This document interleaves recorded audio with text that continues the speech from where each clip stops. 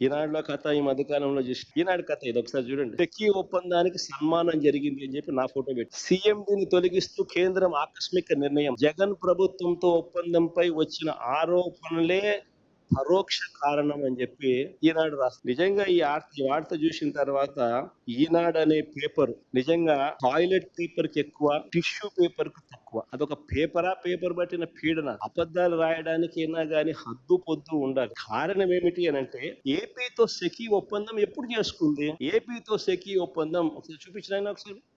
ఏపీతో SECI చేసుకున్న ఒప్పందం ఆ డేట్ ఒకసారి చూడండి. 2021 1 డిసెంబర్ 2021. సెకీతో ఏపీ ప్రభుత్వం చేసుకున్న ఒప్పందం 1 డిసెంబర్ 2021లో కుదుర్చుకుంటే ఈ సెకీ ఎవరైతే తీసేశారో, ఇప్పుడు కేంద్ర ప్రభుత్వం ఎవరినైతే సెకీ చైర్మన్ గా ఉన్న వ్యక్తిని తీసేశారో ఆ సెకీ చైర్మన్ ఎప్పుడు నియామకం అయ్యాడు సెకీ చైర్మన్ గా అంటే అది కూడా పక్కనే ఉంది. ఒకసారి చూడండి. 13th June 2023. అసలు 13th June 2023లో ఈయన సెకీ చైర్మన్ గా ఈయన నియామకం అయితే ఈ రామేశ్వర్ ప్రసాద్ గుప్తా అనే వ్యక్తి సెకీతో మేము ఒప్పందం చేసుకున్నది, రాష్ట్ర ప్రభుత్వం ఒప్పందం చేసుకునింది 1 డిసెంబర్ 2021. అప్పుడు ఎవడో చైర్మన్. అప్పుడు ఈ మనిషి ఎక్కడ ఉన్నాడో కూడా తెలియదు, అసలు డిపార్ట్మెంట్ లో కూడా లేడు. ఈ మనిషే లేడు. ఈ మనిషి ఎప్పుడో 13 జూన్ 2023లో వచ్చిన ఈ వ్యక్తిని కేంద్ర ప్రభుత్వం ఈ మధ్య కాలంలో తీసేసింది. దానికి దీనికి సంబంధం ఏంటి అంటే ఏదో సామెత ఉంది చూడు,